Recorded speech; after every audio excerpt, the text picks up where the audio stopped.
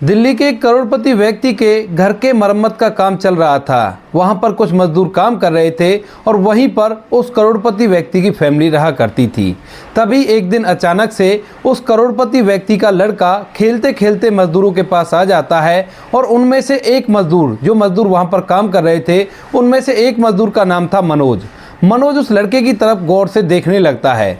थोड़ी देर उसे घूर घूर कर देखने के बाद वह बहुत कुछ उस बच्चे के बारे में सोचने लगता है। बच्चा ज़्यादा बड़ा नहीं था, 4 से 5 साल का था। थोड़ी देर बाद वहां पर उस बच्चे की माँ आ जाती है और उस बच्चे को अपने साथ ले जाने लगती है। लेकिन तभी जो मनोज होता है वह अपने काम को छोड़ता है और काम को छोड़ने के बाद उस लड़के की माँ के पास पहुंच जाता है। कहने लगता है कि मालकिन, अगर आप बुरा ना मानो तो आपसे एक बात कह सकता हूँ। इसके बाद जो मालकिन होती है वो कहने लगती है कि हाँ कहो, क्या बात है। तो वो कहने लगता है कि आपके बच्चे को कोई बीमारी है और आपको उसके लिए टेस्ट करवाना होगा। अगर आपने देरी कर दी तो बहुत कुछ गलत हो सकता है। इस बात को सुनने के बाद वह मालकिन थोड़ी सी घबरा जाती है और कहने लगती है कि तुम्हें कैसे पता कि मेरे बच्चे को बीमारी है। तो वो कहने लगता है कि मालकिन, देखने से लग रहा है और मैं देखकर ही बता सकता हूँ 100% इसको वो बीमारी पाएगी। अभी तो इस बीमारी से कोई भी दिक्कत नहीं है, लेकिन अगर आपने इसका प्रॉपर इलाज नहीं करवाया तो बच्चे की ग्रोथ में इस चीज़ से दिक्कत हो सकती है।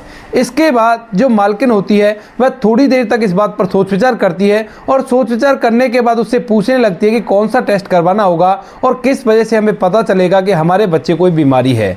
इसके बाद जो वह वर्कर होता है, जो मजदूर वहां पर काम कर रहा था, वह कहने लगता है कि मैडम, आपको वो टेस्ट का नाम याद नहीं रहेगा, आप पेन और पेपर ला कर दे दीजिए, मैं आपको लिख कर दे दूंगा। यह बात मालकिन के लिए और भी ज़्यादा शॉकिंग थी, क्योंकि अगर वह पढ़ा लिखा था तो यहाँ पर काम क्यों कर रहा था। लेकिन फिर भी अपने बच्चे की तरफ देखते हुए मालकिन घर के अंदर जाती है और घर से एक पेन और पेपर लाकर उस वर्कर को दे देती है। जैसे मनोज के हाथ में पेन और पेपर आते हैं तो उसके बाद मनोज उस पेपर के ऊपर उस बीमारी के लिए टेस्ट लिख देता है और साथ में कुछ दवाइयाँ भी लिख देता है। मालकिन से कहता है कि मालकिन, अगर ये बीमारी आपके बच्चे को मिल जाए तो आपको केवल इन्हीं दवाइयों को खिलाना पड़ेगा और लगभग 1 से 2 हफ्ते के अंदर आपका बच्चा ठीक हो जाएगा। ऐसा कहकर मनोज ने वो पेपर उस मालकिन को दे दिया था और दोबारा से अपने काम पर लग पड़ा था। इधर जो मालकिन थी वह उस पेपर को लेकर घर के अंदर चली जाती है, लेकिन बार बार उस बीमारी के बारे में सोच रही है जिस बीमारी के बारे में इस वर्कर ने उसे बताया है। धीरे धीरे शाम होती है और शाम के समय सभी जो मजदूर होते हैं वहां से अपने अपने घर चले जाते हैं और शाम के समय उस महिला का पति, जो करोड़पति व्यक्ति था, वह घर पर आ जाता है। घर पर आते ही वह महिला अपने पति को उस बारे में बताती है जो कुछ भी आज उस मजदूर ने उसे बताया था, जो कि उनके घर पे काम कर रहा था। इसके बाद जो व्यक्ति होता है वो कहने लगता है कि अरे तुम भी कहाँ इस व्यक्ति की बातों में आ रही हो, लेकिन माँ का दिल तो माँ का दिल होता है। वो कहने लगती है कि मैं भी ऐसा ही सोच रही थी, लेकिन बच्चे की जिंदगी का सवाल है तो क्यों ना हम उस टेस्ट को करवा ले। और वो कह रहा था कि अगर एक बीमारी पाती है तो उसके लिए उसने दवाइयां भी लिख दी हैं। अब जैसे वह करोड़पति व्यक्ति सुनता है कि उसने दवाइयां भी लिख दी हैं तो इसके बाद वह अपनी पत्नी से उस कागज को लाने के लिए कहता है। अब जैसे वो कागज को देखता है तो देखते ही एकदम से भौचक्का सा रह जाता है, क्योंकि उस कागज के ऊपर जो लिखावट थी वो किसी प्रोफेशनल डॉक्टर की सी दिखाई दे रही थी और यह बता रही थी कि वह किसी मजदूर ने लिखा है। इसके बाद मालिक थोड़ी देर तक सोच विचार करता है और सोच विचार करने के बाद अपने बेटे को लेकर एक हॉस्पिटल में पहुंच जाता है। वहां जाने के बाद वह वहां पर जाकर अपने बेटे का वही चेकअप कराता है जो चेकअप उस मजदूर ने लिखा था, और उस चेकअप को कराने के बाद उसे पता चलता है कि सच में ही उनके बेटे को उस बीमारी की शुरुआत हो गई है। अगर उसका जल्द से जल्द इलाज नहीं करवाया गया तो बच्चे के विकास में वृद्धि नहीं होगी और इसी वजह से बच्चे को बहुत कुछ झेलना पड़ सकता है। इसके बाद वहां पर दूसरे डॉक्टर साहब से मिलता है और उनसे इस बारे में बात करने लगता है। डॉक्टर साहब इस बीमारी को देखने के बाद कहता है कि बहुत अच्छा किया जो आपने अभी से इसका टेस्ट करा लिया, वरना ये बीमारी ऐसी है कि काफी दिनों बाद इसके लक्षण दिखाई देते हैं और तब तक काफी ज्यादा देर हो जाती है। लेकिन आप लोगों को इस बीमारी के बारे में कैसे पता? ऐसा कहते हुए वह इस बात को भी पूछ लेता है। इसके बाद जो करोड़पति व्यक्ति होता है उस पेपर को, जिस पेपर पर मनोज ने उस बीमारी के साथ साथ दवाइयां भी लिखी थी, उस पेपर को उनके सामने कर देता है और कहता है कि आप इनको देखिए, ये चीज क्या लिखी हुई है इस पर। अब जैसे ही डॉक्टर साहब उस पेपर को पढ़ते हैं और पेपर पर लिखी हुई दवाइयों को पढ़ते हैं तो वो कहने लगते हैं कि ये तो बहुत अच्छी दवाइयाँ हैं, कौन से डॉक्टर ने लिखी हैं, क्या कोई आपका फैमिली डॉक्टर है क्या? इस बात को सुनकर मालिक और मालकिन बहुत ज़्यादा हैरान हो जाते हैं। तभी जो मालकिन होती है वो एकदम से बताने लगती है, लेकिन जो उसका पति है उसे जैसे तैसे करके चुप कराता है और कहता है कि हाँ साहब ऐसा ही समझ लो। ऐसा कहकर वह अपने बेटे के लिए उन्हीं दवाइयों को मेडिकल स्टोर से खरीद कर ले आते हैं और बच्चे का ट्रीटमेंट चालू कर देते हैं। दूसरे दिन सुबह सुबह फिर से वही मजदूर वहां पर काम करने के लिए आते हैं, लेकिन आज जो इस घर का मालिक था वह बाहर काम पर नहीं गया था, उसने छुट्टी के लिए बोल दिया था और यहां पर रहकर वह उस मजदूर से मिलना चाहता है जिसने उसके बच्चे को देखकर ही उसकी बीमारी का पता लगा लिया था। वह जानना चाहता है कि इस मजदूर में ऐसा क्या है जो ये डॉक्टर की सी लिखाई लिखता है और पूरी तरह से इसे ट्रीटमेंट के बारे में भी पता है और बीमारी के लक्षणों के बारे में भी पता है। जैसे ही वो मजदूर जिसका नाम मनोज था वह वहां पर आकर काम करने लगता है तो मालिक दूर खड़ा होकर उसे देखने लगता है। देखने से बिल्कुल भी नहीं लगता कि यह व्यक्ति कोई डॉक्टर भी हो सकता है, लेकिन उसकी लिखाई और डॉक्टर की कही गई वो बातें कि यह किसी प्रोफेशनल डॉक्टर ने लिखी है, ये सब कुछ उसे उससे बात करने पर मजबूर कर देती हैं। इसके बाद मालिक उस मजदूर को अपने पास बुलाता है तो मनोज अपना काम धंधा छोड़कर वहां से सीधा मालिक के पास पहुंचता है और कहता है कि हाँ मालिक कहिए क्या काम है आपको। इसके बाद जो मालिक है उससे कहने लगता है कि भाई ये बताओ तुम्हें इस बारे में कैसे पता चला कि मेरे बच्चे को कोई बीमारी है और तुमने जो दवाइयां लिखी थी वो बिल्कुल ठीक थी। कल रात को हमने अपने बच्चे का टेस्ट कराया तो डॉक्टर साहब ने बताया कि बहुत अच्छा किया जो आपने अभी से इसका टेस्ट करा लिया और जो दवाइयां इस पर्चे में लिखी हुई है वो बिल्कुल सही है, तुम इन्हीं को दे दो और आपका बच्चा ठीक हो जाएगा।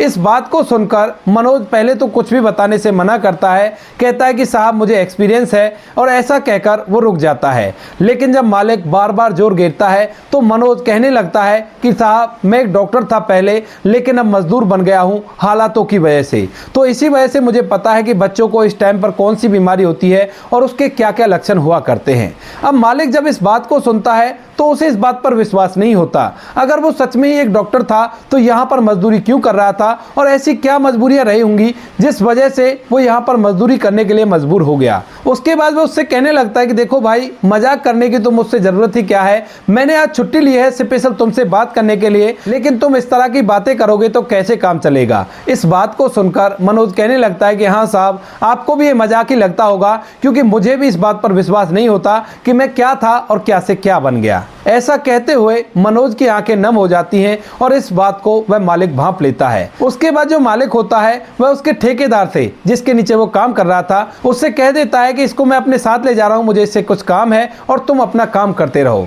मालिक उसे अपने साथ लेकर घर के अंदर चला गया था और वहां पर आलीशान घर के सोफे पर उसे बिठा देता है। बिठाने के बाद वह उससे उसकी कहानी पूछने लगता है। तो जो मनोज होता है वो कहता है कि साहब अगर आपको मेरी कहानी जाननी है तो थोड़ा सा टाइम लगेगा और आपका टाइम वेस्ट भी हो सकता है, क्योंकि लास्ट में कोई भी मेरी इस कहानी पर विश्वास नहीं किया करता है और उनमें से आप भी एक हो सकते हो। लेकिन मालिक जानना चाहता था कि आखिर इसके पीछे क्या वजह है, तो इसी वजह से वह बात करने लगता है। कहता है कि ठीक है मेरा टाइम भले ही वेस्ट हो जाए लेकिन मैं तुम्हारी कहानी जानना चाहूंगा। तो मनोज उसे अपनी कहानी बताने लगता है। कहता है कि साहब मैं बहुत ही खुशमिजाज लड़का था, कोई भी कैसी भी दिक्कत नहीं थी।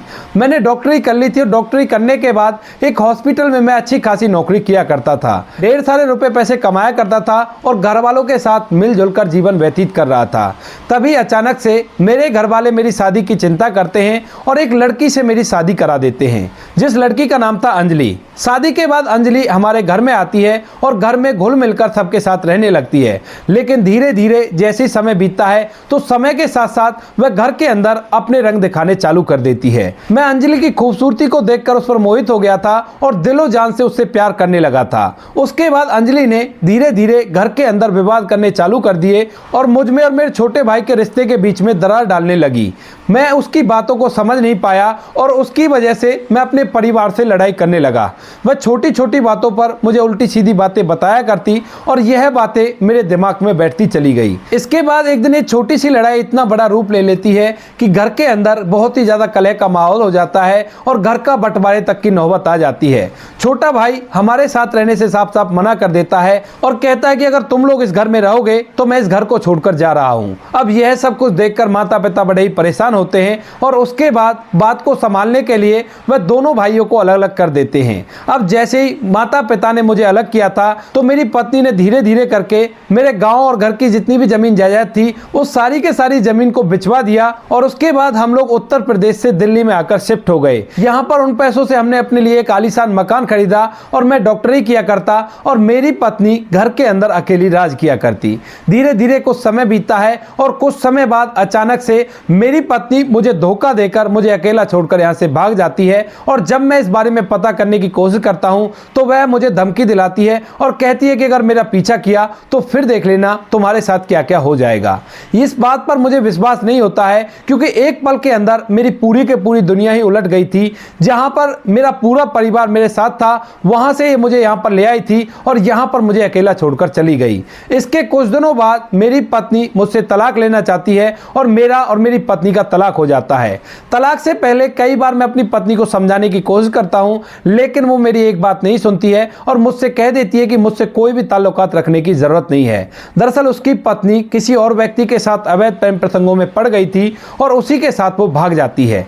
अब यह बात मनोज से सहन नहीं होती है और मनोज इस बात को देखकर बहुत ही ज्यादा परेशान रहने लगता है और मन ही मन बहुत कुछ सोचने लगता है। वह अपने परिवार के बारे में सोचता है और अपनी फिलहाल चल रही कंडीशन के बारे में सोचता है। इन बातों का गम उससे सहन नहीं होता है और वह शराब पीने लगता है। धीरे धीरे वह शराब का इतना ज्यादा आदी हो जाता है कि अपने उस घर को भी बेच देता है जो घर उसने दिल्ली में लिया था और साथ ही साथ उसका प्रोफेशन यानी कि वह जो डॉक्टर था उसकी डॉक्टरी भी हाथ से चली जाती है। कोई भी हॉस्पिटल वाला उसे अपने यहाँ पर नौकरी देने के लिए तैयार नहीं था क्योंकि मनोज ज्यादातर शराब के नशे में रहा करता और शराब के नशे में वह लोगों का गलत उपचार भी कर दिया करता। इस बात के बारे में हॉस्पिटल वालों को पता चल जाता है लेकिन वो उसके कैरियर को खत्म नहीं करते हैं, उसके खिलाफ केस नहीं करते हैं। बात को वहीं पर दबा दिया जाता है और मनोज को हॉस्पिटल से निकाल दिया जाता है। इसके बाद मनोज जिस भी हॉस्पिटल में जॉब के लिए जाता है वहां पर वो बात फैल गई थी कि इस तरह से शराब के नशे में रहा करता है और लोगों का गलत ट्रीटमेंट भी कर दिया करता है। इसी वजह से अब ना तो उसके पास वो घर है जिस घर को उसने यहाँ पर खरीदा था और ना ही गांव की वो जमीन है जिस जमीन की वजह से वो उल्टा गांव जा सकता था। तो यहाँ पर रहकर मजबूरन उसे इधर उधर मजदूरी करनी पड़ती है। स्टार्टिंग में जितनी भी मजदूरी वो किया करता उस मजदूरी के पैसों से वो शराब पी जाया करता और इसी तरह से कुछ दिनों तक समय व्यतीत करता है। लेकिन एक दिन अचानक से उसे अपने नीचे काम करने वाला एक कंपाउंडर मिलता है और वो जैसे ही डॉक्टर मनोज को देखता है तो एकदम से हैरान हो जाता है। फिर वह उसे समझाने लगता है, कहता है कि डॉक्टर साहब जो कुछ आपके साथ हो गया वो तो ठीक है लेकिन अब आपने जो अपनी हालत बना रखी है उसका जिम्मेवार और कोई नहीं है, आप खुद हो। यह बात मनोज के समझ में आ जाती है और इसके बाद वह मेहनत मजदूरी करके अपना समय व्यतीत करने लगता है और शराब पीना बिल्कुल से छोड़ देता है। शराब छोड़ने के बाद वह कई हॉस्पिटल में जाकर इस चीज के लिए ट्राई करता है कि कोई भी उसे नौकरी दे दे लेकिन कोई भी उसे नौकरी नहीं देता है और वो इसी तरह से मजदूरी करने पर विवश हो जाता है। क्योंकि हॉस्पिटल में जाकर जो है डॉक्टर के लिए कहा करता तो लोग उसकी असलियत को पहले ही जाना पहचाना करते तो वो कहते हैं कि नहीं डॉक्टर साहब आपको ये नौकरी तो नहीं मिल सकती, अगर आपको काम करना है तो वार्ड बॉय का काम मिल सकता है, आपको इधर से उधर पेशेंट को ले जाना पड़ेगा, ये काम अगर आपको चलेगा तो बता दीजिए। अब एक प्रोफेशनल डॉक्टर होकर ये काम उसे जमता नहीं है और वह इस काम को करने से मना कर देता है और इससे अच्छा वह मजदूरी को समझता है। वह इस ठेकेदार के साथ जुड़ गया था और इसी के साथ जाकर जगह जगह पर मजदूरी किया करता और इसी तरह से अपना गुजारा कर रहा था। इस कहानी को कहते हुए मनोज की आंखों से आंसू टपकने लगते हैं और जो वह करोड़पति व्यक्ति इस कहानी को सुन रहा था इस कहानी को सुनते हुए उसकी आंखें भी भर आती हैं। वहीं पर उसकी पत्नी भी खड़ी होकर इस कहानी को सुन रही थी और वह भी इस कहानी को सुनकर रोने लगती है क्योंकि यहाँ पर मनोज ने अपनी पत्नी से सच्चा प्यार किया था लेकिन उसकी पत्नी ने उसे धोखा दे दिया और इस धोखे के कारण उसकी जिंदगी पूरी तरह से बर्बाद हो गई थी। इसके बाद थोड़ी देर में वह माहौल शांत होता है और माहौल शांत होने के बाद वह करोड़पति व्यक्ति उससे कहने लगता है कि अगर ऐसी बात है तो तुम्हें अपने घर वालों के पास जाना होगा। तो वह कहने लगता है कि साहब मैं चला तो जाऊं लेकिन किस मुंह से उनका सामना करूंगा क्योंकि जिस टाइम पर हम लोग अलग हुए थे उस टाइम पर मैंने अपनी पत्नी का फेवर लेते हुए अपने घर वालों को भली बुरी बातें सुना दी थी और अब मैं उनका सामना नहीं कर पाऊंगा, इसी वजह से मैं उनके पास नहीं जा सकता। उसके बाद मालिक उससे कहने लगता है कि अगर ऐसी बात है तो मैं तुम्हारी मदद कर देता हूं, मैं तुम्हारे लिए एक हॉस्पिटल बना दूंगा और उस हॉस्पिटल को तुम आराम से चलाना। लेकिन मनोज काफी खुददार था, वह कहने लगता है कि नहीं साहब अब मुझे रहमो करम की जरूरत नहीं है, मैं जैसे तैसे करके अपना समय व्यतीत कर रहा हूं और सब कुछ ठीक चल रहा है। ऐसा कहकर मनोज वहां से दोबारा अपने काम पे चले जाता है और काम करने लगता है। और इसके बाद जो वह करोड़पति व्यक्ति होता है वह कहीं ना कहीं मनोज की मदद करना चाहता है और सोचता है कि मुझे इसके लिए लिए कुछ ना कुछ करना होगा। तो करोड़पति व्यक्ति बिना मनोज को बताए हुए एक हॉस्पिटल का निर्माण करवाता है। हॉस्पिटल का निर्माण करवाने के बाद ढूंढकर मनोज के पास पहुंच जाता है और कहता है कि देखो मैंने एक हॉस्पिटल खोला है, उस हॉस्पिटल के अंदर तुम्हें डॉक्टर की तरह काम करना होगा और जितनी भी तुम्हारी सैलरी बना करती है वो सैलरी मैं तुम्हें दिया करूंगा। हॉस्पिटल मेरा ही लगेगा लेकिन काम तुम्हें करना है। इस बात को सुनकर मनोज थोड़ी देर तक सोच विचार करता है और सोच विचार करने के बाद कह देता है कि ठीक है साहब, अगर ऐसी बात है तो मैं आपके हॉस्पिटल में काम कर लूंगा। इसके बाद मनोज अपने हुलिये को सुधारता है क्योंकि करोड़पति व्यक्ति ने कुछ पैसा उसे एडवांस में दिया था। उस पैसे से वो एक प्रोफेशनल डॉक्टर की तरह तैयार होता है और उस करोड़पति व्यक्ति के हॉस्पिटल में जाकर काम करने लगता है। धीरे धीरे वह वहां पर काम करता है और काम करने के दौरान जो उसका इलाज होता है लोगों को बहुत ज्यादा पसंद आता है और वह हॉस्पिटल कुछ ही दिनों में बहुत ज्यादा तरक्की करने लगता है। मालिक ने उस हॉस्पिटल की काफी ज्यादा कम फीस रखी थी और डॉक्टर काफी ज्यादा अनुभवी था। इसके बाद मालिक जो उसे वेतन दिया करता है उस वेतन को वह वैसे अकाउंट में पड़ा रहने दिया करता और ज्यादा कुछ उस पैसे पर गौर नहीं देता है। मालिक सोचता है कि ये काम तो कर रहा है लेकिन इसके अंदर अब ज्यादा उम्मीदें नहीं बची हैं। इसी वजह से मालिक उसकी बताई गई जगह पर, जिस गांव के बारे में उसने बताया था कि मैं वहां का रहने वाला हूं, वहां पर जाता है और वहां जाकर उनके परिवार को मनोज के बारे में पूरी कहानी बताता है। अभी तक मनोज के परिवार को मनोज के बारे में कुछ भी नहीं पता था। वो लोग उससे नाराज हुए बैठे थे क्योंकि वो अपनी पत्नी की ओर लेकर उनसे लड़ाई करके गया था, तो वो लोग उसका जिक्र भी कभी नहीं किया करते थे।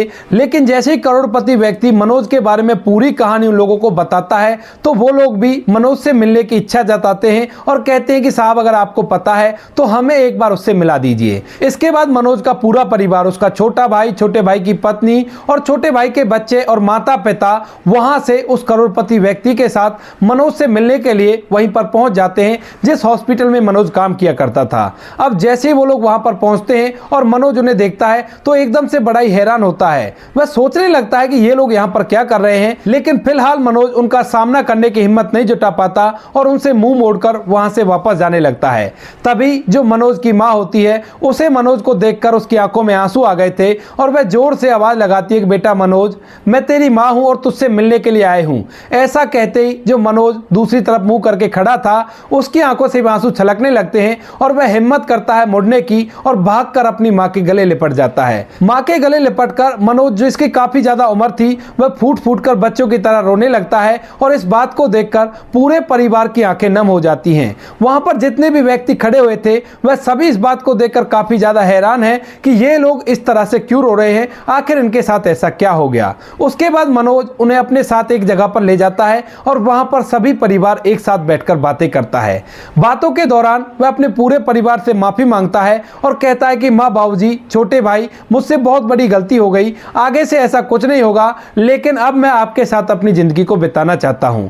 मनोज के पास ढेर सारे रुपए पैसे थे तो उन पैसों से मनोज ने दिल्ली के अंदर ही एक घर ले लिया था और उसके अंदर ही अपने परिवार को रहने के लिए कहने लगता है। लेकिन जो मनोज के माता पिता होते हैं वो अभी उसके साथ रहने से मना कर देते हैं। कहते हैं कि अभी गांव में थोड़ा सा काम है, उस काम को निपटाकर हम तुम्हारे पास आ जाएंगे। इसके बाद मनोज उस घर के अंदर चला तो जाया करता है लेकिन उसका मन कहीं पर भी नहीं लगा करता है।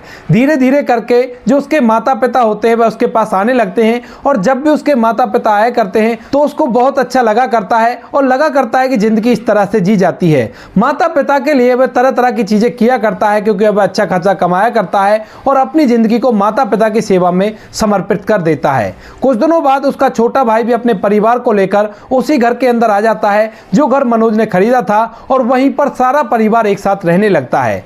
मनोज बार बार इस बात के लिए अपने आप को शर्मिंदगी महसूस कराया करता है कि उसने अपने परिवार के साथ अच्छा नहीं किया, लेकिन उसके माता पिता उसे हौसला देते हैं और कहते हैं कि बेटा वो बुरा समय था, बुरा समय निकल गया और अब अच्छे दिन आ गए हैं, कोई भी कैसी भी दिक्कत नहीं है।